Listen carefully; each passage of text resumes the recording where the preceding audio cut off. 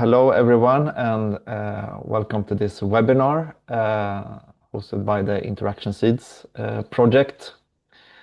For you who don't know, InteractionSeeds is a EU-funded project that is using art and design to explore different topics in research and innovation from new perspectives and using different sensibilities with the aim at showcasing replicable formats for collaboration between art and science. And today we will see some examples of this, who all share the common theme of having worked with exploring AI from artistic perspectives. We have 5 speakers today. We have Sabrine Mallek, Julie Saccomano, and Isabelle Galy. Eleftheria Moaiti and Giannis Farsaris. And they will speak. We will have a short question in between, and then we will end with a bigger Q&A. And to all participants, you're welcome to ask questions all the time in the chat. If you want to direct a question to a specific participant, please mention their name so we know who you want to ask.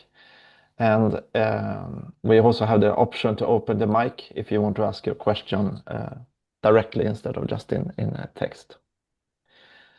So before we start, I wanted to introduce a bit about our theme today.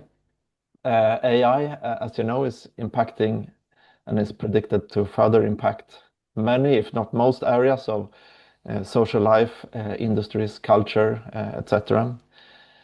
And the idea of artificial intelligence has a very long history, going back at least to the 1950s, is not before, and have come in different waves. And today we usually refer to a newer wave of technologies that emerged in the last 10 or 20 years out of research. And I wanted to highlight some points on the timeline of this, because it's often a bit easy to forget how fast things have moved or where we were just a few years ago.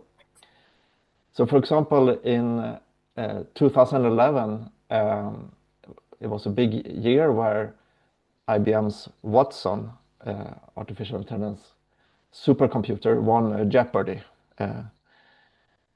And the same year, we also got the first natural language voice assistants, such as Siri and Alexa and similar. Between 2016 and 2020, we saw a lot of technical achievements with AI. The AlphaGo AI beat the world champion in the board game Go, which was considered a big achievement. AI is also learned by only using machine learning to play a number of games, to perform scientific tasks, and also advance within robotics, such as self-driving cars. The first really big image generators was the next thing that came in 2021 with DALL-E.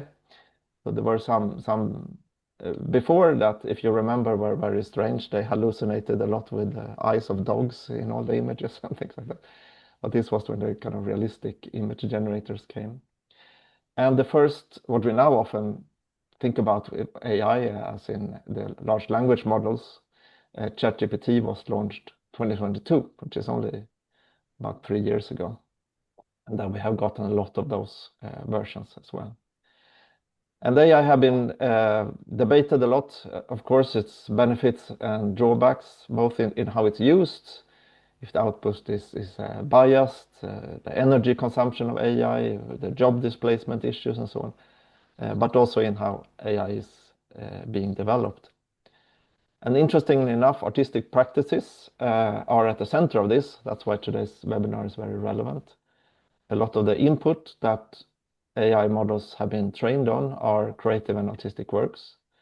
They form the raw material in the form of images, text, and sound, often extracted from the internet or other sources without consent of the artist involved. A lot of the outputs of today's AI models are also directed to artistic or creative expressions, such as text, image, video, and sound, sometimes in the recognizable style of some of the artists, that have been used in the training. And there is then the question of, are these artistic, designly, and creative practices under the threat of being replaced by AI? And wasn't it supposed to be the other way around, that all the monotonous and boring work was supposed to be automated by machines, so we humans could spend time on creativity and art? So the question is then, how should artists relate to AI technologies? What artistic approaches should be used or should not be used to engage with them?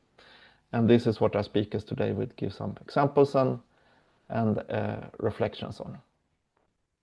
So our first speaker is Sabrine Mallek, who's an associate professor of digital transformation at ICN Business School, and will speak about the use of AI in education and how she in particular uses AI with students to simulate creativity. So I will hand it over to you, Sabrine. Thank you, Magnus. So I'm just going to share my slides.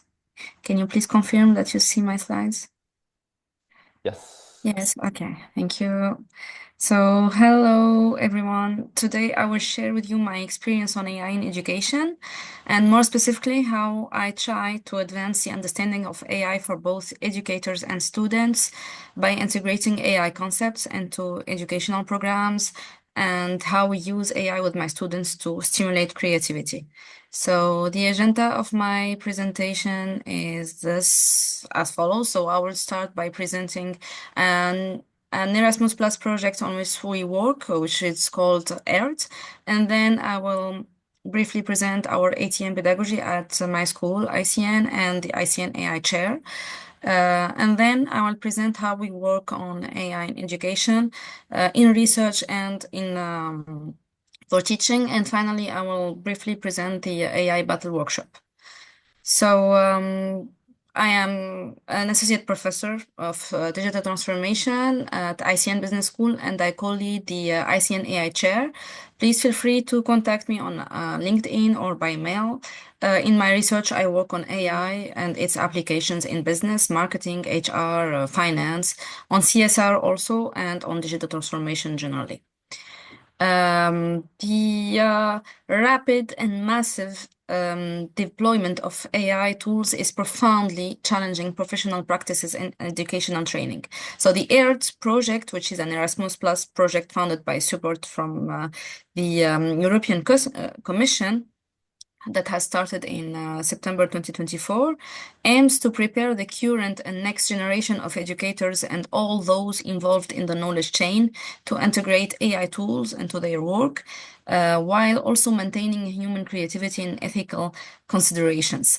While also aligning practices with European AI regulations. So we aim to promote ethical, inclusive, and pedagogically sound approaches to AI adoption in education and training across Europe. So the output of the whole project would be an e-learning platform for all educators, free platform, of course, to improve their AI literacy skills and provide to them a concrete method for appropriating AI uses in teaching and learning. So during the first steps of our project, we systematically identified all current and potential practices in which AI contributes to the field of training for different levels of education. So from K-12 to higher education to corporate training and adult learning. And we classified the accompanying risks also of using AI in these practices. And we also identified the practices, fears, and expectations of educators to gain awareness of the state of AI usage and impact on education. So in order to do so, we reached out via online survey to 197 professionals in the training sector, like training managers, public sector teachers, professors from higher education, designers of adult training, and producers of face-to-face or digital learning materials. And of course, these educators are from the partners countries, from Ireland, France, and Spain, but also we reached out to our contacts in other countries like Germany, Italy, Portugal, Greece. And we also conducted semi-structured interviews with 15 educators, also from different backgrounds. And we analyzed these data using statistical methods and qualitative methods. And what emerged very strongly from our findings is that AI is reshaping creativity in education. Our educators, or educators in general. So it acts as a true amplifier of imagination. Many described that they can now build what they had only envisioned before, whether it's a full learning game produced in half an hour or 3D printed historical objects generated using a simple prompt on AI and then using a 3D printer. And AI also gave them the ability to bring to life materials, scenarios, and experiences that previously required time, resources, or expertise that they didn't have. So this creative momentum also extends to students. Teachers also observed higher engagement, more experimentation, and more room for students to express ideas. But the problem is that this expansion also comes with an addition. To fully harness this creative freedom, educators need new skills. The ability to design prompts intentionally, to critically evaluate AI outputs, to integrate them pedagogically, or to guide also students in using these tools in a responsible manner. So across all interviews, the consensus is that AI is now unavoidable in education. Teachers recognize its potential, but they also see the risks, such like hallucinations, the ethical concerns, and the absence of a solid political framework, and also the institutional support. What stands out most is the urgent need for AI literacy, which is now not optional anymore. It goes far beyond knowing how to use these tools. It involves also their limits, assessing their outputs critically, and guiding students ethically. We also observed some divergences. Some teachers adopt AI minimally, others intensively. Some are optimistic, others are cautious. But despite these differences, everyone converges on the same practical implication, which is educators need structured, ongoing AI literacy training. So in ICN Business School, we have what we call the ATM pedagogy, which stands for Art, Technology, and Management. And we created an AI research share in which we envision a future where AI empowers individuals and organizations, fosters sustainable development, and drives innovation across society and industry. So art sparks creativity and challenges conventional thinking in AI-infused work, technology because it's the basis of AI, and management aligns AI innovation with strategic goals and sustainable impact because we are management school and we have students that we are preparing to be future responsible managers. In this AI chair, we have too many research axes, one of which is the AI literacy in education research axis, in which we try to advance the understanding of AI by integrating AI concepts into educational programs, enhancing AI literacy across various disciplines, and equipping students and also professionals with essential AI skills. So we have been working on the AI literacy project for more than 2 years now. Our goal is to develop functional, ethical, critical, and socio-technical sociocultural AI literacy through hands-on, reflective use of generative AI in business and information system courses. So the pedagogical framework builds on 3 pillars. First, technology-mediated learning, so when AI becomes part of the learning interaction itself. Second, experiential learning. Students use Gen AI, reflect on the experience, conceptualize what they learn, and then reapply in a more informed manner.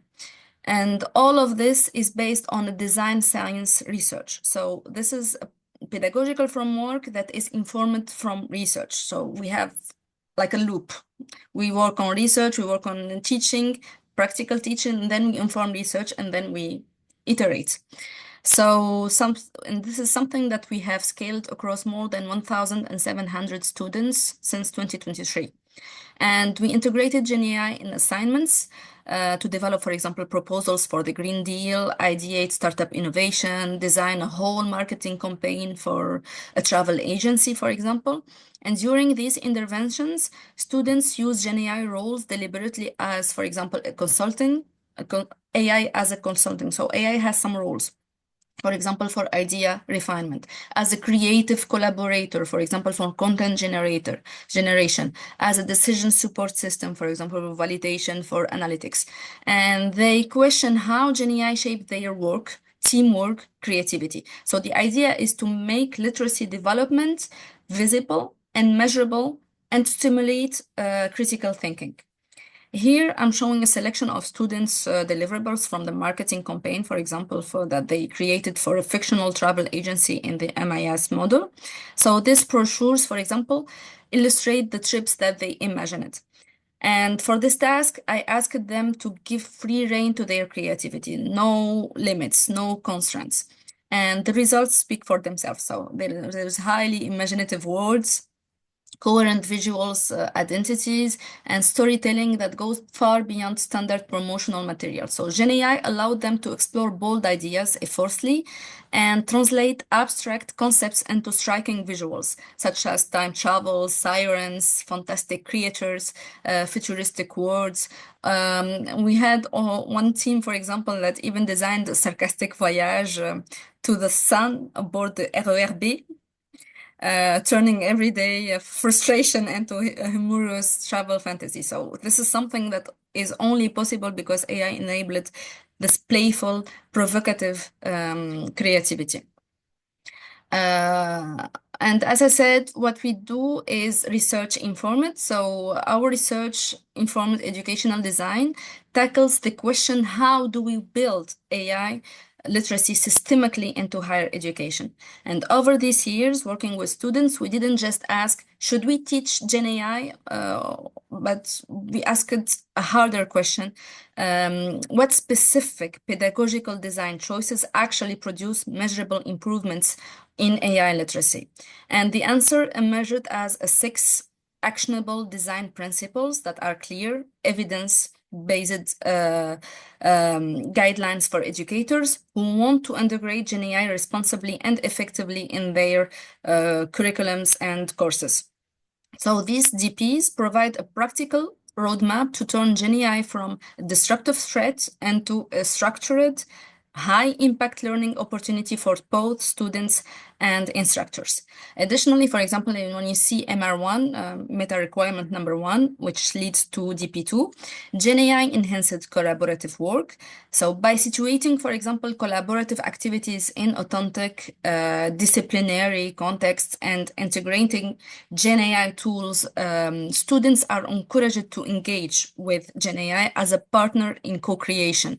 This is not only supports the development of collaborative literacy, helping students understand, negotiate, and reflect on GenAI role in shared intellectual work, but also stimulates realistic social dynamics, allowing them to explore various human GenAI configurations, such as co-creator, assistant, or critique, for example.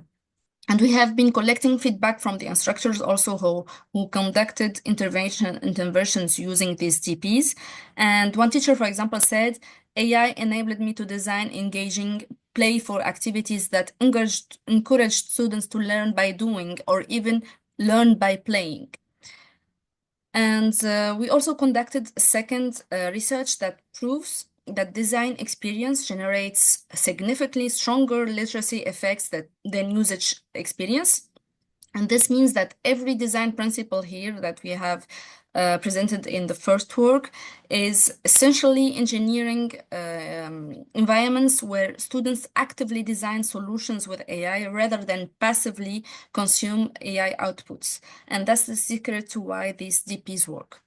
In parallel to our research, I also took the personal initiative as a volunteer with Latitude, which is an association, to bring the AI Battle Workshop into my courses, which is a collaborative and card game that helps students actively explore the social and environmental challenges of generative AI and reflect also on how to take meaningful actions towards many problems or ethical concerns regarding AI.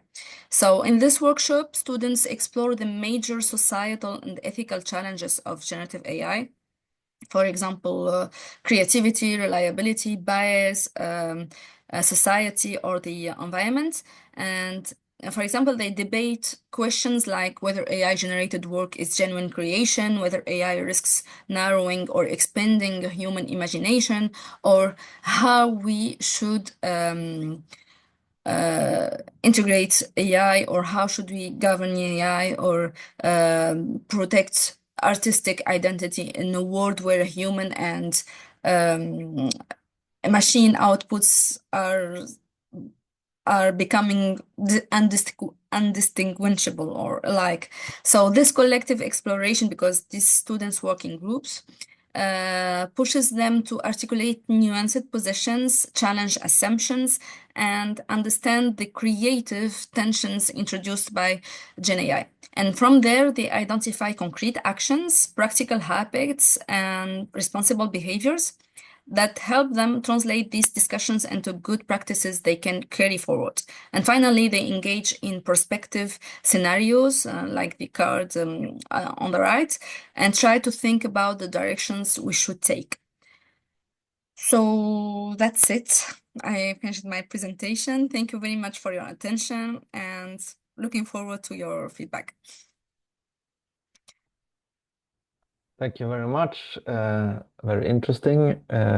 We can see if there's some questions, direct questions in the chat. Otherwise, yeah, we have one here. Maybe we can take that first. Stephanie, do you want to speak, Stephanie, or should I read it?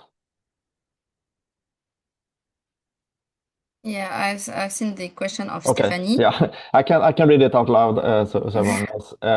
Stephanie asked if how you conduct these measurements of AI literacy in practice, as it evolves so fast and seems qualitative. So how do you measure that? So at first we used a questionnaire, a survey from the state of the art. So in research papers, there are some authors that worked on measuring AI literacy based on many dimensions, for example, on task allocation, on problem solving, on the ethical risks, on the technical characteristics of AI. And what we did in the first year is before the interventions, before the course, for example, it depends on the module, we give this survey to the students to measure their AI literacy. And then we do the interventions, and then we do a post-survey. And then we use statistical methods to measure how AI literacy changed. And during the second year, we build upon this survey about measuring AI literacy. We integrated new elements, for example, about prompting, to make it more suitable for Gen AI, because there wasn't, we didn't have in the literature something for Gen AI really specific. So we proposed this, and we published this also in our paper, a new survey to measure this AI literacy based on too many dimensions. So as I said, AI ethics, technical stuff, and prompting, etc. And we do this in our modules. We measure each time pre-test and post-test between the interventions to see the shift in AI literacy regarding students. Thanks. I thought it was very interesting, your presentation, because you focus specifically on learning. A lot of the discussions in higher education and so on has been focused on tests and cheating and things like that. So it was refreshing to see. I wanted to know if you had found some differences in attitudes between students and educators, who is sort of driving the adoption according to you? Yes, of course. For students, for example, since they are fresh humans and they are really very curious, from my point of view, what I've seen that they are really happy working with AI, that we allow them to use AI and we help them to use AI responsibly, etc. So they were very engaging and happy they found when they work with AI, it seems that they find the activity fun. And it's like they are playing a game, and when they refine, when they write the prompts, they are always curious to see what AI will generate based on their thoughts. Will it be really creating something as they imagine it or not? However, with the instructors, we had also some divergence. There were some professors that they really seemed to appreciate the benefits and the idea, and there are also others that I would say resisted, and that's normal. Resistance to change. We are humans. Our first um, reaction to change is to resist. So there are some professors that were cautious also. No, it's not serious. They are doing this, etc. But the more we work with them, the more they work with students, the more they appreciate the activity. But yeah, we have more resistance from professors than Yeah. with. Patrick has a similar question or follow-up. He asked if students have a vision or idea of what their future with AI will look like, and if they think AI will be the dominant technological development of the future. Is this what's going to shape their life after this From the study? debates that I have, because we talk too much about AI, because my modules are really oriented towards technology, and specifically the AI. They are there are too many students that are afraid that AI will replace them in the future or will take their work, etc. And what I always advise them is that they need to master AI and they need to have skills on mastering AI, because, for example, when we take a look on the big companies, not just big tech, that are now getting rid of their employees, Salesforce 5,000 employees, Amazon tens of thousands of employees, Microsoft, etc. It's not just people that are being replaced by AI, but also people that seem to they think that these people will resist to AI. They think that these people will be able to use AI, and that's why they get rid of these people. So it's not just a replacement of people, but also people that will probably not be able to accommodate, that are not flexible, etc. So that's what I try to explain to my students, that they need to be comfortable with change, to be flexible, to be curious, and to master AI. And because every day we have new tools, every week is it's there are too many changes during for AI, new very powerful tools. So they need to be curious and try to all the time try new tools and master also AI skills, so that they still up to date. Finally, a very quick question. I think people would be interested to know more about this AI battle card game. Is there somewhere they can go and find out more about how that works? Or Yes, I will send you the link in the chat. I perfect. will send you the link of Latitude, and you can have learning to be a facilitator for the battle, and you can also follow this workshop as a participant. I will send you the link. Thank you so much, Sabrina. Let's move on to our next speaker or speakers here. We will have Julie Saccomano from Dowell, who's also a partner in InteractionSeeds, and Isabelle Galy, who's the former CEO of the House of AI, and who will also talk about her research on the impact of AI and different creative projects she has developed to teach AI. So I think Julie, you want to introduce this section. Yes, exactly. Thank you, Magnus. So I will just go shortly to present one small interaction that we've done together with Isabelle before she tells you more about all of the work she's doing regarding AI. So I'm just going to share my screen. Okay.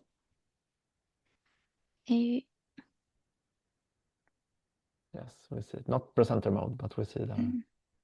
Okay, it is.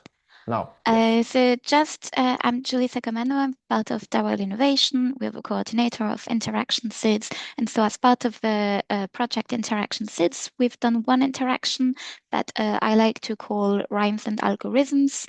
And that was driven a lot by Isabelle. So we've done it here in the southeast of France. And so basically the challenge was to foster AI literacy. We ended up working with students in secondary school, so they were 12 and 14 years old. And these students, so young students, did have special educational needs. So it's a specific approach compared to students that are already at the university or in a business school. And so what we did was, so Isabelle decided, and like, they did, it would be a very good idea to start working with Poetry Slam. So Poetry Slam, for those of you who don't know what it is a way to declaim poetry in a like it's a mix of poetry and performance, basically. So it can be very close from rap music, but it's not the same. Rap is really much on the music, the rhythm, whereas slam is much more on the words and the emotions that come out of the words. So what was done was a series of workshops. We started by bringing the students to the House of AI, which is a nice place we're lucky to have here in Sophia Antipolis. Just to introduce them to what AI is, so they could see and touch and discuss what is AI, what can it do, and what can it not do, which was very important for professors that the children learn that AI cannot do everything instead of them. And then we started going to classes. So Isabelle came back to the school, presenting them again what AI is, what is the impact of AI, and how to use it in a more ethical manner. And then we put a hold on AI for one session where students needed to start working, each of them on their poetry slam. So they needed to choose their subject and start to gain confidence in themselves, showing that they were capable to find words. So they started working with an artist on their slams. And little by little, we reintroduced AI to support them in finalizing their poetry, and then they performed it on stage. So we had in total 11 workshops with both classes. And so what we have learned is that first we had a lot of barriers. As Sabrine said, from the teachers, teachers had a lot of fears introducing AI to schools, and notably with special educational needs students. Like, will the AI kill their confidence, for example, because it can do in 1 second what they would spend a lot of time to do? Will they think they are less capable than AI? Will they rely entirely on AI instead of thinking by themselves? So this was a lot of fears that we had to debunk before starting the classes. And then also some reluctance from the artist, we have to say, which was also difficult to convince. But along the way, like, it was interesting to see that some teachers started to be very much engaged in the interaction and started learning AI by themselves, because these teachers, like, they have not been trained in AI. This is not something that is mandatory for them to train in, so they have the possibility to do it on their personal time. So it's something that most of the teachers in secondary schools here do not master. They don't understand themselves how it works and how to work with it with the children. But the teachers started to be very happy about using it. And one of the things is we needed to show students how AI can be useful for them, because especially like for the older students, the ones that were like 14 years old, a few months later, they would start working because most of them would not go to high school. So they would start training to be like butchers, mechanics, bakers. And so most of them were a bit reluctant also to use AI because they would not see how it would be useful for them. And then the teachers started beside the Poetry Slam workshop to use AI with them, for example, to do their CVs in a better way. And so they started to see the interest. And so they were less reluctant, and they started to use it more also for the poetry. One other barrier that was there is at first, like they don't know, of course, how to write like good prompts. So the results that they would get would not match what they expected. And also, I think the vocabulary of AI, like they would not understand most of the words that were proposed by the AI in some cases. So we needed really to like put their work into ChatGPT, for example, and ask ChatGPT to use the same level of wordings so that it gets something more homogeneous. But yeah, this is just one interaction, and now I will leave the floor to Isabelle, who's done much more. Thank you, Julie. So I'm going to share my my PowerPoint. Okay. Just tell me if it's work. Yes. Yeah. Okay.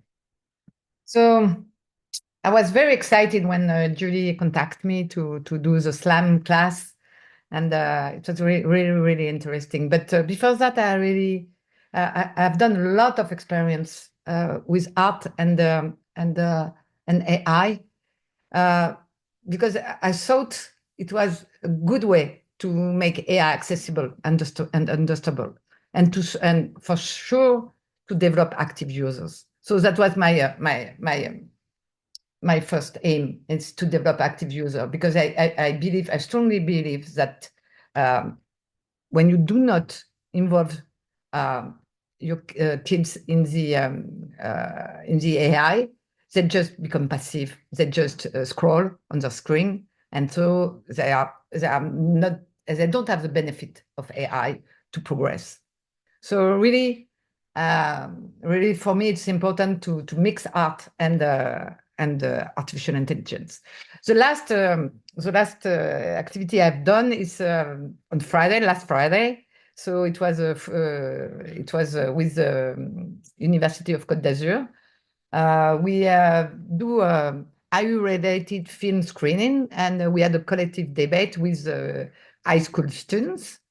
So it was maybe 50 high school students in the theater.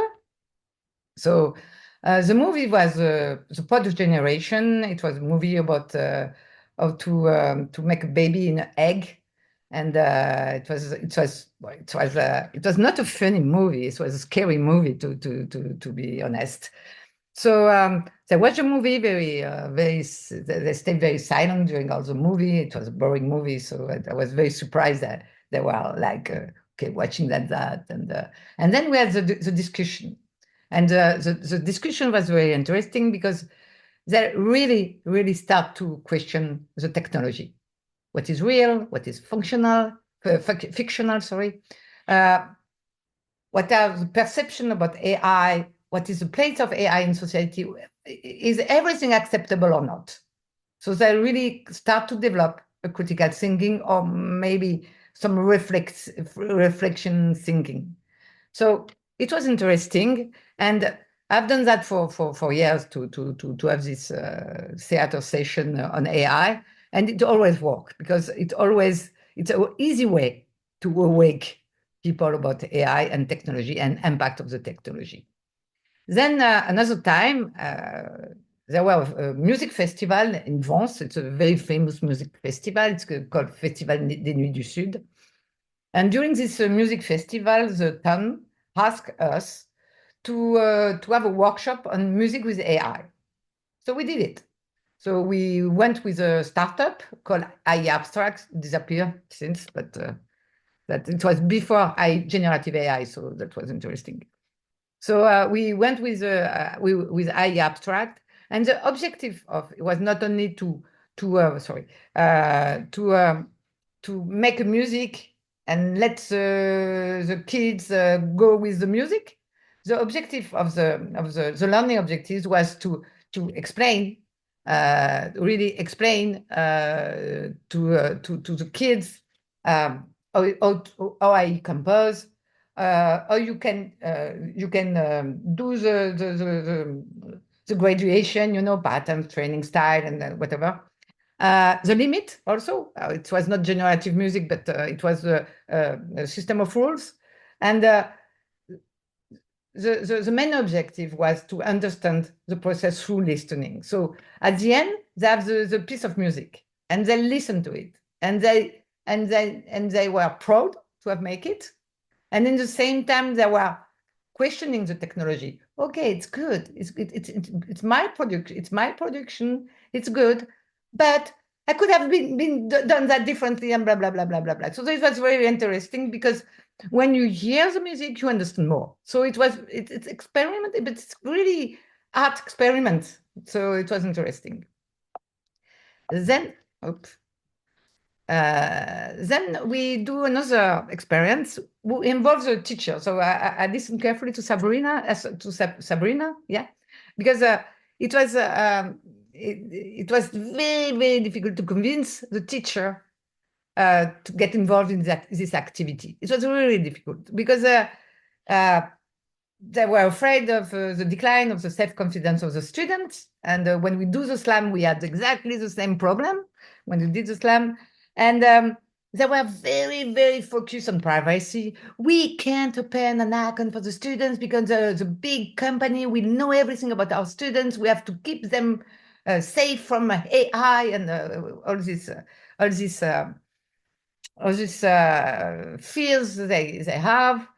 And the fears they put on the kids were more about themselves, and they were very afraid to be overwhelmed by AI. They were very afraid to be canceled by AI.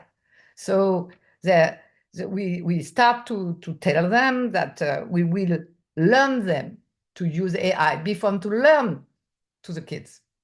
So we do the training for the teachers before the training for the kids. That was so we. The idea was to make a prompt challenge between classes, and this prompt challenge was the objective was to create an image, and the image will be prized at the World of AI Cannes Festival. So there will be a reconnaissance. There will be a prize for the class, and they will get goodies and whatever. So we start to tell them we will empower them. We will empower the teacher, and they will be better than the kids to do that. So they start to be more comfortable with that. And I really win the thing when I told them, and you will meet real artists who do AI creation. So they were like excited to meet the artist. So because they wanted to meet the artist, they start to say, okay, we will do it. The science teacher were less fear of the technology, but the art teacher were really, really afraid to use it in class. So it was interesting, and we do the activity like the other activity. We explain how to prompt, how generative AI works, what are the AI limits, or you do the entire activity, and everybody become an active user. And the kids love it, love the activity. And I think the kids were very grateful to their professor to have did it. That's the point. That really, really, the kids say, I saw them at the World AI Cannes Festival. The kids were, yeah, because of teacher, we were part of that, and the parents were proud. It was a total change of the it was a total change of meaning about AI. Then I've done also a collaboration with a street artist, Faben. So my idea behind that was to have the interpretation of the artist on AI, generative AI. Because I have no idea you can use generative AI when you are an artist. I know the result, I know the process, but I don't understand what they are in their mind, what they're feeling with AI, what they will explore, what they want to do with. So we had this collaboration with Faben, who is a street artist. So it was even more difficult because usually a street artist paint on the walls, and it's mostly forbidden. So he's a hacker. Yeah, in a way, it's a hacker. So we do this collaboration, and we start to ask him what you want to do. And the first thing he said, I want everybody able to make the same than me. So we start to train an algorithm to make Faben art style. So people had street art on a paper. So the idea was wonderful. The thing is, we were a bit too ambitious because we want to put a robot arm and with a bomb, and so it was a bit too ambitious. So we have to reduce the objective of the project. But it was very interesting because we talk a lot about authenticity versus artificial. That is for me the main question when you do art with AI or when you do anything with AI. And we also talk a lot about the role and the place of AI in creativity and society, and for sure the limits of technology, because we do not success to have a real Mr. Love doing street artists with AI. So that was a real limit. And to conclude, so with the Julie contacted me, and she told me about this project about SLAM in class, and really it's really interesting because SLAM need to write, and writing is maybe the most fascinating about AI, because drawing, okay, but usually you're not really good at drawing. So if a tool is better than you, it will not impact really your linguistic knowledge. But of writing, the fact that the tool is better than you could freeze you. You could become I can't write anymore, but because why writing by myself? Because the technology is better than me. And most of the students, especially the one who were not really good at school, were like, okay, why I have to study? Why I have to learn to write? What I have to do this kind of thing? I don't need it. I just have to talk to my AI, and it will do the work for me. Well, it's a good skill. They know to talk to the AI, so it's already a skill. It's not a value skill because there is no teacher valuing that. So we start to discuss during this SLAM experience with teacher also, because to do good prompt is also abilities, is also a skill, and it's a skill that will be needed in the future. So it's not stupid to train the kids to do that. But the fact that they could lose their self-confidence, the fact that they could lose the capacity to write, it's maybe not a good thing. So with the SLAM is something, even me, I didn't know before to do the activity what it is. So I learned doing it, and so I document a lot before to go to this class, and I discovered it was not so easy to do a SLAM, but with AI it was very easy. And so how to explain to this kid, okay, you can do easily SLAM with AI, but it's not a SLAM you want to do. It's not exactly the experience you want to put in. It's not exactly the word you would use to do the text. So we start by describing how they could do a SLAM, then to explain how the machine works, And then, for example, the machine has to learn like they have to learn and things like that to show them it's not a magical box, it's more complicated than that. And then we show them the interaction between the machine and the human. When you ask something, you can improve it, you can put it back to the machine, and then you have a better or not, because it depends, result. And then to them, you go step by step to the result you want. So kids who are in lack of words become a slammer, and good slammer, and could have a good text. And they could add music on it. With Suno, I did the experience with Suno, we add music too. So you could really, step by step, show to the kids they are very, very good at creating something. You completely change the way they think of themselves. At the beginning, they think AI could do everything. At the end, they are the boss of AI. So they are very good at they become directive. And you win when you do that, because they start to understand the limits. They start to understand what their value, their human value. For example, we told the students that the word used by AI would not be understood by the others. So they have to change the words, not for more simple words, but for their own words. The feelings are not exactly experienced by AI, are not experienced at all by AI. So there is no feelings in it. There is no something. So they really, I think, I don't know if you, Julie, agree, but I think they really realize that could become good at doing something just because they have the right tools, and not because the AI do everything. So it was very, very, very good experience. So for me, to use art in AI is to make the technology accessible. That's the first thing, because most of the people fear to use it.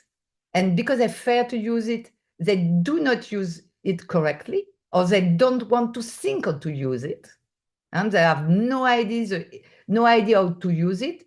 They are afraid to use it in their core abilities. And for example, usually I'm more helping companies to adopt AI. But for example, when you help companies to adopt AI, the first step is ideation, because mostly they want to do marketing. That's all.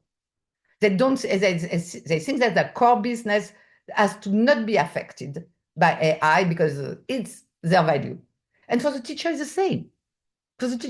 They don't want to use AI because they are afraid that their core value to be a teacher will be disrupted by AI, and more than that, they will be replaced by AI. The second point is to make AI understandable, because it's a very complicated technology, really complicated.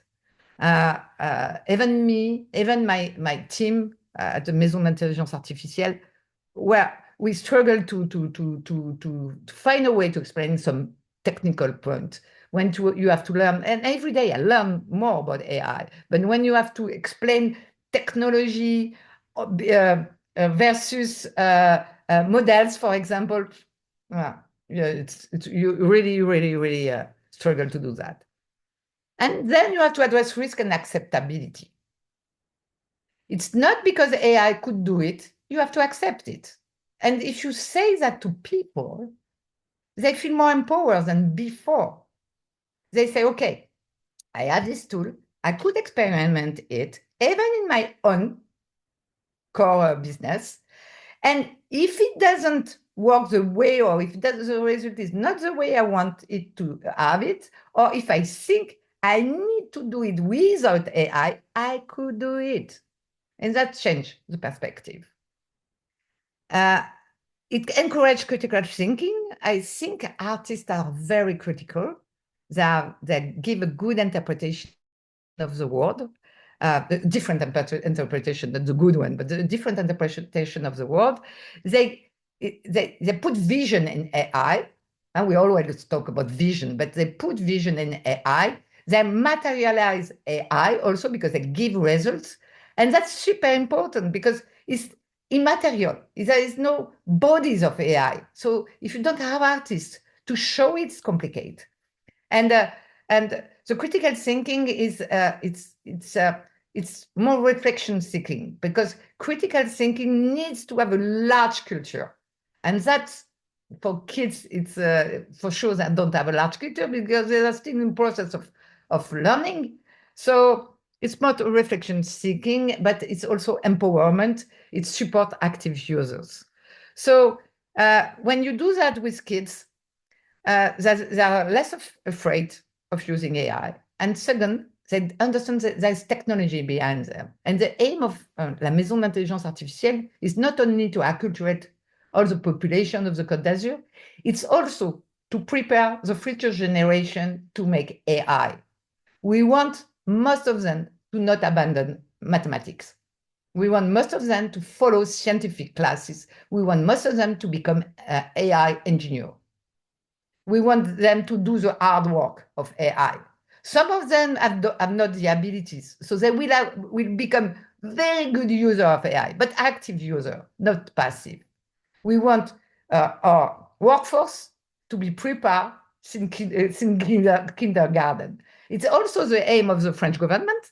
I'm an IA ambassador for the plan Osélia from the French government. And it's also the aim. They told us that, they told to everyone that we have to acculturate all the population to become active, because we are not really good at technology at the moment. We let the challenge to the American and the Chinese, and it's really complicated. So we have to be very good users. If we are not creator of AI, if we are not conceptor of AI, we could become a very good user, and become a very good user is the future of work. So it's very interesting to do that too. So I think it's all. I really love the experience with Julie, and it was a very, very, very good experience, because the kids were so they changed all their mind. I don't know if you have done any follow-up, Julie, but at the end of the slam classes, they were like, yeah, we have superpowers. I love it. Thank you so much, Isabelle. We have a few questions, but I think they are quite broad, so I think it could be interesting to save those for the general discussion. I had one kind of specific question. It was interesting here, you mentioned your collaboration with the street artists, Faben, I think was the name. Faben. Faben. And that he wanted everyone to copy his style, or be able to use his style. And street art, to its origin, has been also about the visibility of your tag and being seen everywhere. So maybe it's like a way to, again, to spread his name or style and so on. But in the end of this process, what was his reaction to the process or reflection? Do you have some? His reaction. So he's very fond of technology. He tried to do NFT to waterproof this art piece. He also do holograms, but with AI, he saw the power of AI. And as you say, it's a good way to spread the art everywhere. And also, he sees pedagogical side. He was very interested by the educational side, because for him, he do that to enchanted the world. You know, the idea is to have Mr. Love everywhere, to have love everywhere, and it's maybe a bit naive, but it's not so naive, because it's not only people who want war who are right. People who want love could be right too. So he want to involve those youth in that, and he thought AI could be a good way to do it. So he saw something very powerful to spread the Mr. Love idea. Yeah, very interesting. So I think you also gave a lot of food for thoughts that I want people to keep in mind to our general discussion. But due to time, I think we need to move on to our next two presenters. We have Eleftheria Moriarty from Klube, who is also part of the InteractionSeeds project, who will present together or introduce Giannis Farsaris, who is a computer science teacher and author, who will speak about how AI can support literature. So please, Eri, if you want to. Thank you very much, Magnus. Welcome everyone from my side as well. My name is Eri. I am from Klube, Cluster of Bioeconomy and Environment of Western Macedonia in Greece. And our region is mostly known for the transition, the energy transition that we're going through right now, from the lignite mines to a more sustainable energy system with renewables. So we tried to tailor the House of AI, as explained before by our colleagues from France. We tried to tailor these activities into the challenges and the needs of the region of Western Macedonia. So what we did in this interaction was to split the workshop into 3 different workshops, targeting 3 different target groups. One for employees of Kozani, second for educational for educators, environmental educators, and the third one had to do with women, targeting women from rural areas around Kozani. So in our perspective, we tried, as very nicely explained by our colleagues from France before, we tried to inform these target groups about the ethics behind AI, how to use it, what are the dangers of using it, and how to use it in our everyday lives in order to ameliorate our everyday lives. And for this, we had 3 different workshops, as I said, and we tried to educate them around the use of AI. So now I would like to give the floor to Giannis Farsaris, as Magnus previously mentioned, is a computer science teacher in an adult vocational school and an author of books on artificial intelligence and digital creativity.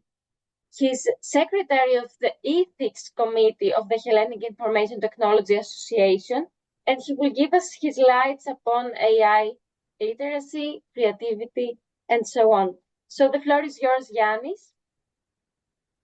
Good morning, everyone. I'm very happy to be part of this meeting today, and I want to thank Eleftheria for the invitation. Let me share my screen. I'm speaking to you from Crete, a wonderful island in southern Greece.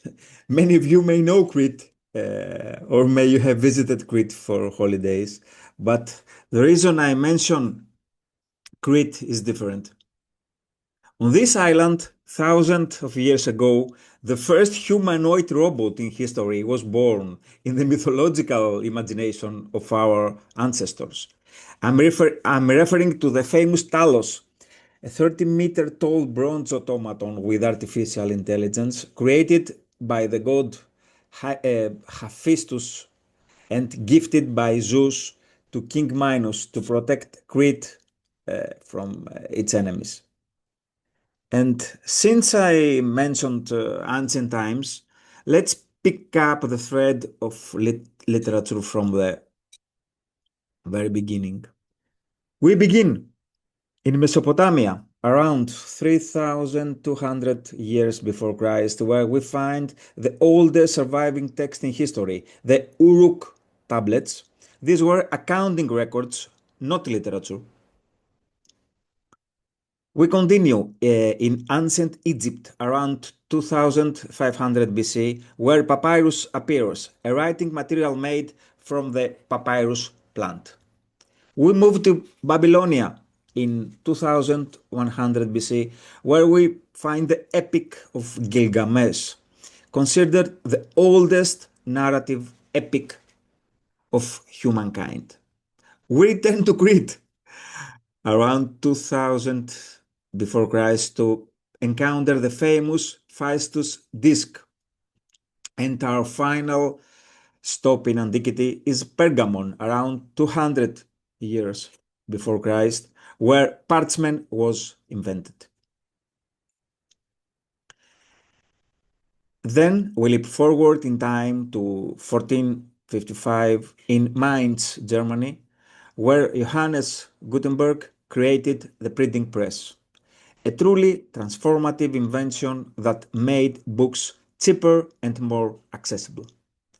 You might think this world-changing invention would be universally welcomed, but the monks who copied manuscripts in monasteries suddenly lost their jobs. We even have a remarkable letter, a petition, written by the monk and scribe Filippo de Strata to the Doge of Venice, Niccolò Marcello. And I'd like to read you a brief excerpt from it. They now print so cheaply that anyone can choose and take as many books as they want, and even donkeys have begun to study. The printing workers get drunk on wine, and the copyist artists are left in the stable. Those, here is a glory for you. Close the printing houses. I beg you, do it before this evil prevails. Now we move to 1971, when Michael Hart created the first electronic e-book and later founded the emblematic library, digital library Project Gutenberg. After this short journey, we can draw our first conclusion. Writing is a technological affair. Let's now look at two landmark technological inventions. The first photograph in history was taken in 1826 by French Nicéphore Niepce. Its subject was view from the window at La Gras. You can imagine the reaction of painters at that time. The first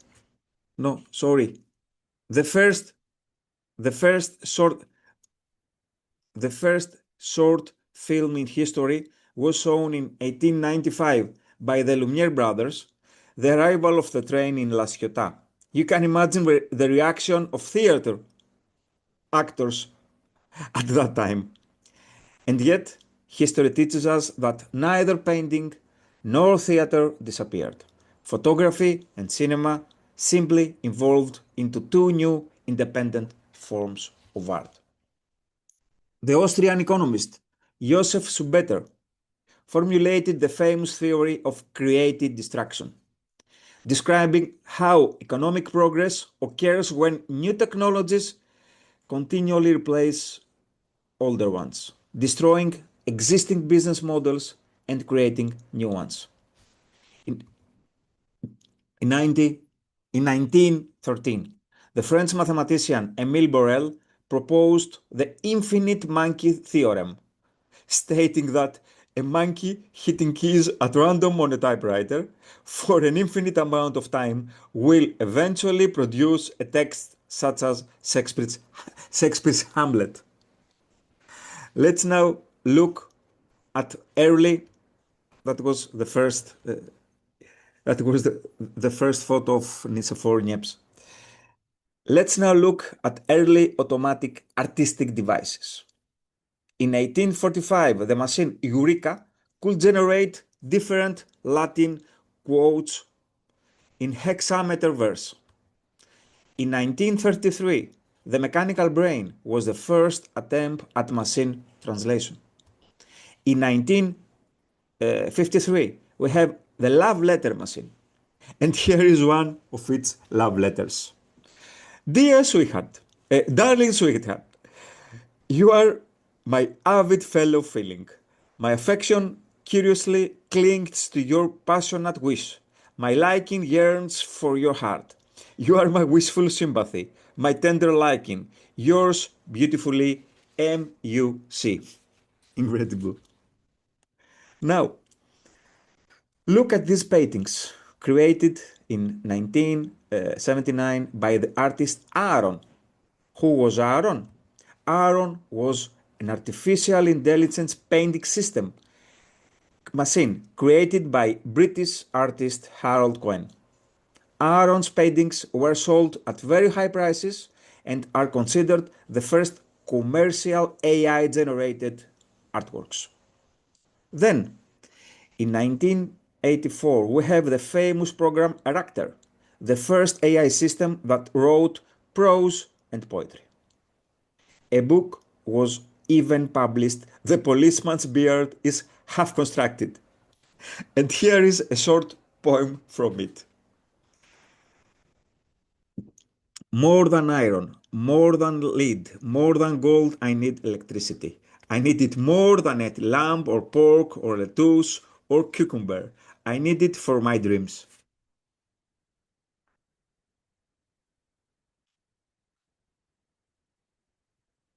Now we enter the 21st century in the era of the AI boom. Why such explosive growth? 3 reasons. Vast computational power through GPUs. Huge volumes of data used to pre-train large language models. Deep learning through advanced neural networks.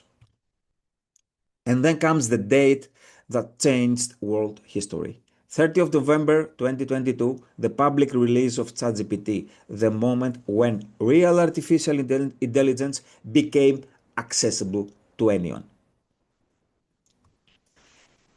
It is no coincidence that in 2024, the Nobel Prizes in Physics and Chemistry were awarded for achievements involving artificial intelligence.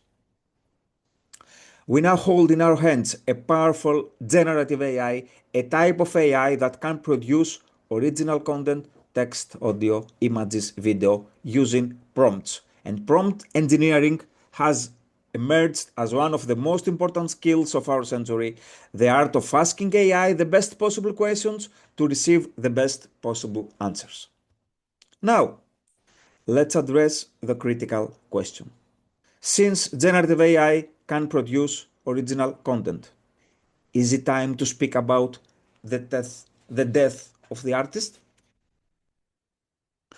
The writer, Joanne with a difficult surname, posted a famous tweet you may have seen. I want AI to do my laundry and dishes so that I can do art and writing, not for AI to do my art and writing so that I can do laundry and dishes. Since generative AI can produce original content, let's examine what is happening. Artists create art from everything they experience. Book, films, trips, conversations, a kind of creative metabolism. AI does something similar. It uses its pre-training data, books, films, websites, conversations with users, and performs an algorithmic metabolism. So, we can now speak of a new form of art, just as happened with photography and cinema, synthetic art. And I believe that in the near future, we will talk about 3 kinds of art. Human art, emerging from real experiences, emotions, and imagination. Synthetic art, emerging from large pre-training datasets. And hybrid art, emerging from the collaboration between humans and AI. And this is a hybrid book written by me in collaboration with ChatGPT. Its title is Short Algo Stories, with the subtitle, Does Artificial Intelligence Have Imagination? On the back cover, I write, is it possible for a machine to collaborate with a human and create something that could be considered literature? This book does not have the answer. No one does. Perhaps what matters is whether these stories make you, the reader, feel something. I deeply believe that artificial intelligence can be a catalyst, not a destroyer of human creativity. AI can act as a creative partner. Let me give you a few examples. Idea generation, alternative scenes, unexpected twists, plot structures. Breaking writer's block, ask for give unconventional ideas and move forward. Style exploration, write it as if it were written by Shakespeare maybe. Not copying, but learning rhythm, tone, and voice. The what if factor, an inexhaustible generator of new worlds. Editing and improvement, AI as a first reader, refining language and rhythm. AI helps writers find their voice. Not ghostwriter, but co-writer. Not copying, but igniting. AI democratizes literature. New writers with fewer resources can now find support. People with disabilities can now read and write more easily. A new class of co-creators is emerging. AI doesn't write better than we do.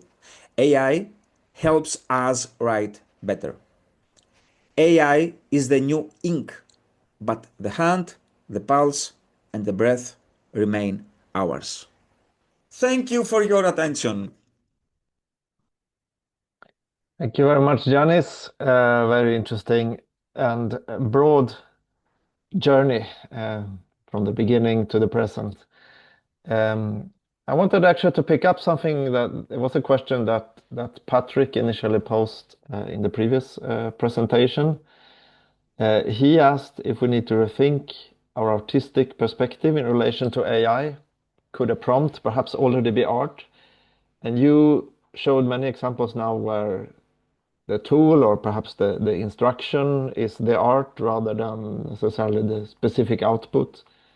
In conceptual art, there are also those histories where people write instructions and then it's a sort of human generative maybe. Sabrine replied that yes, generative AI blurs boundaries between tool, author, and creative intention.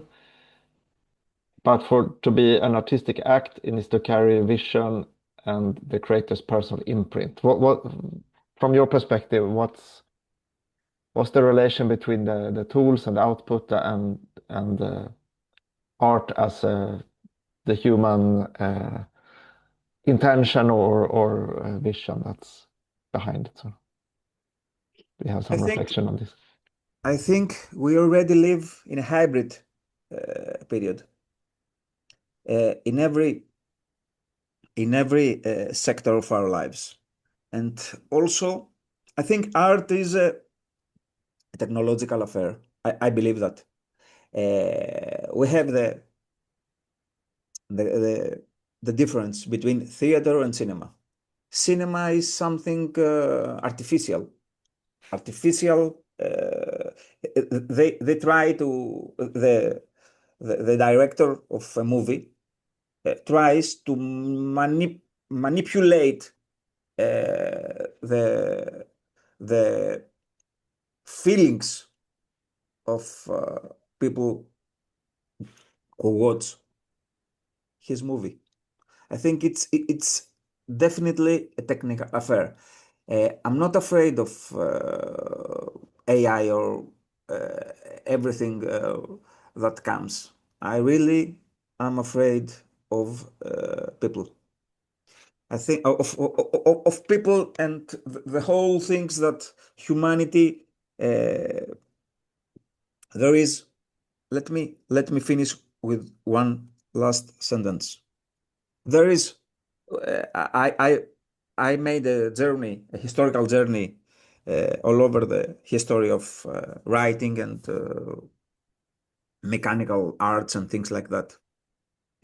I was impressed. I was really impressed and disappointed when I read in a book that from the first beginning of the appearance of humankind on Earth, something like 300,000 years ago, every day, every single day of this period, a big war was happening somewhere in the planet. That's the history of our humanity. So I'm not afraid of artificial intelligence. I'm afraid of humans' intelligence.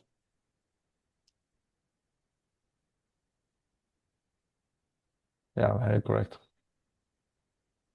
So I wanted to open up the floor to everyone. Please, participants, continue to ask questions in the chat. But to start it off, we have talked a lot now about use of AI in education, training, development, sort of. What do you think? I mean, on the one hand, AI we know it can generate results very fast, but you have also talked a lot about creativity as a process and learning, especially with young people and in education. What is your reflections on what is the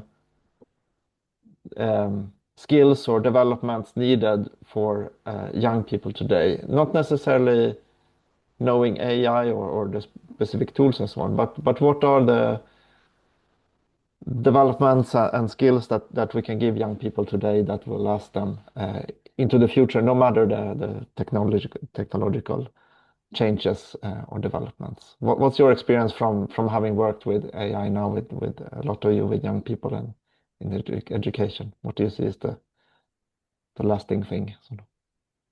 I think we have to admit something. Maybe the last 50 or 60 years, we have an educational system that we all participated in, that it was something like linear building of knowledge. I think nowadays, in the new era of AI, we have to reconsider the whole educational system, also in primary schools and high schools, and also in the universities. I'm wearing glasses. This is a technology. 200 years ago, with no glasses, I was something like a disabled man. I couldn't have knowledge, I couldn't work, I couldn't live. So I think we have to transform the whole educational procedure and embed the steps of learning with AI, through AI. So I cannot understand nowadays why we can give to our students an essay as a homework and ask them to bring the old-fashioned way to search for sources and things like encyclopedia or Google it or things like that, and make a mixed thing that we call essay. Now, a student just prompts in few words the topic of the essay and gets the knowledge ready. We don't have information. We have ready knowledge from the large language models. So an idea is to start our essays like that. Using ChatGPT, by using ChatGPT, I want you to get this essay, and please don't send me the PDF file or the PowerPoint file. Send me the thread, the link from ChatGPT to see how you built, how you asked by prompting and reprompting things from ChatGPT. And I want to be sure that you can build every level of knowledge that I want to see in your prompt, that you have built inside you all the levels of the essay. So I don't want to grade your homework. I want to grade the procedure in the new era.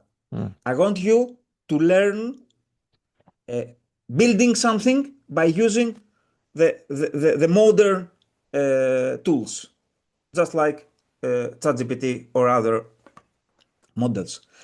And then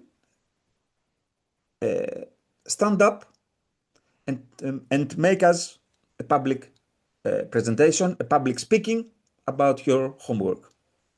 I think that's something like a new way for nowadays to get involved with the new world we are living in. Isabelle, did you want to add also something to this? Yeah. You spoke a lot about this as well. Yeah, thank you, Magnus. By the way, it was very interesting, Giannis, what you say. Thank you so much. I think if art want to resist, we have to educate kids in art. Because if you don't have the base to understand the basics, to understand what is art, why go to the gallery? Why go to the museum? Why look online on some piece of art? Just go to IKEA and buy some shitty thing. That's even a question today. So if we do not educate kids in art, they will have art provided by the platform. That's all. Because you want a Minnie Mouse in your kitchen, you get a Minnie Mouse in your kitchen. You want your dog's print on your wall, you have your dog print on your wall. It's not art. It's commercial things. It's decoration, you know? And to make the difference between decoration and art, you have to be educated. You know? So you have to appreciate the complexity of the creation and whatever. So AI could be used to expose to art, or AI is really good also to explain things, to make it understandable. If art is super complicated. So if a kid do not understand, if a question is a chatbot about the painting of Velázquez, for example, and it will have a beginning and answer, it will maybe start to understand the symbolism inside the painting, whether it's a fish, whether it's whatever, and it will enrich his experience.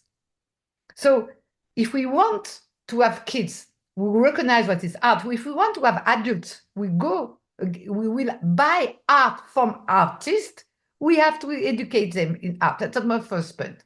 My second point, everybody, when he's talking about AI replacement, always say, my occupation, don't replace my occupation, replace the occupation of the others.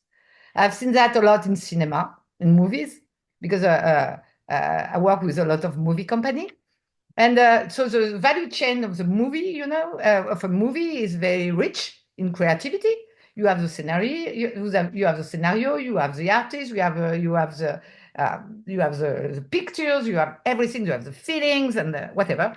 And AI could disrupt all the value chain. You could have a scenario generated by AI from scratch. You could add AI artists who play into the movie. You could even be in the movie when you are in the public. So it even enrich the experience of the movie. So if people are not educated in the basics, in philosophy, in art, in whatever they love, but they will not be able to appreciate. If they do not appreciate, they will just have object of consummation.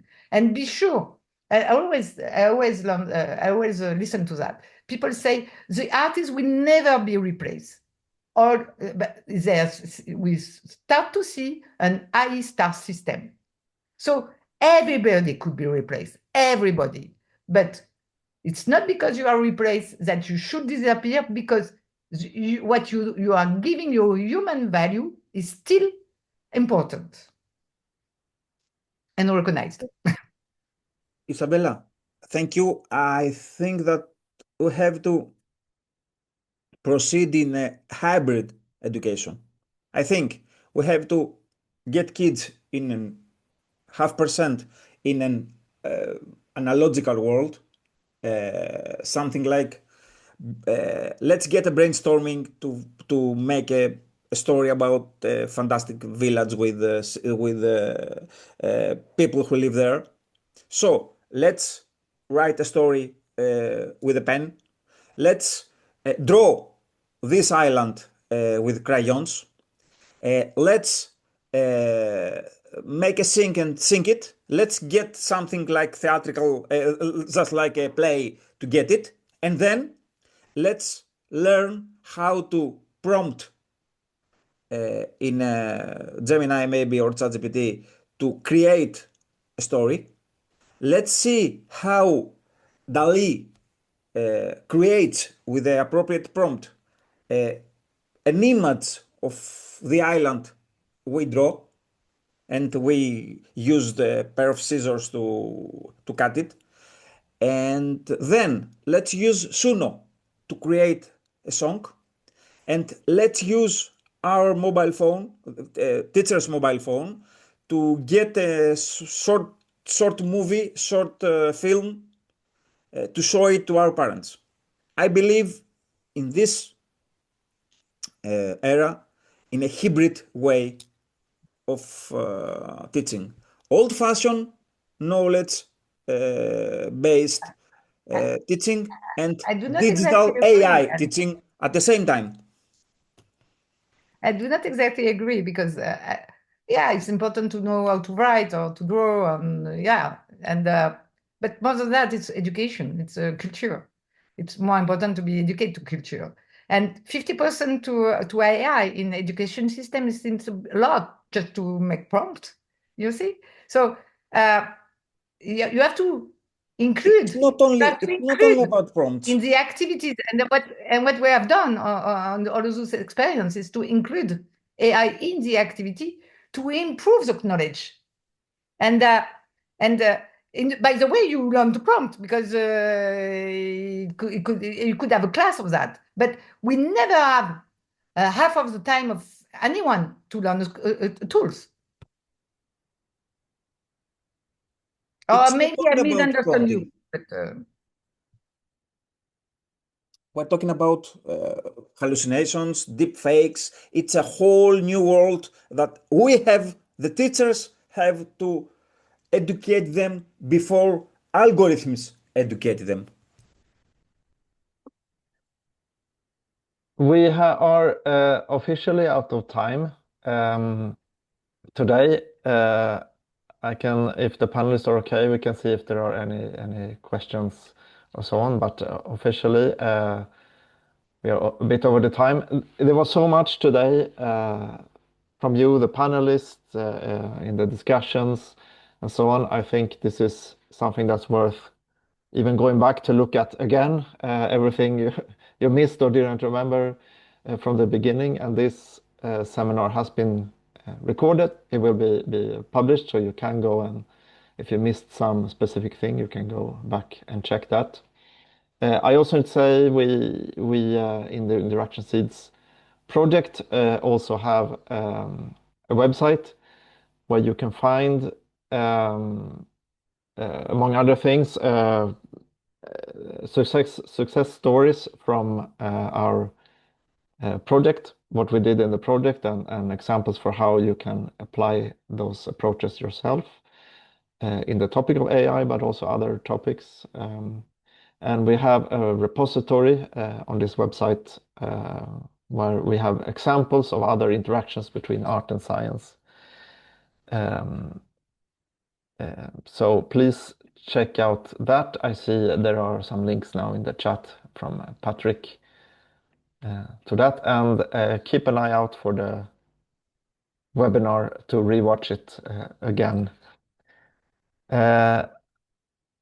If there are no further questions, we can see if someone is asking. I would like to thank everyone for participating today and discussing this very interesting and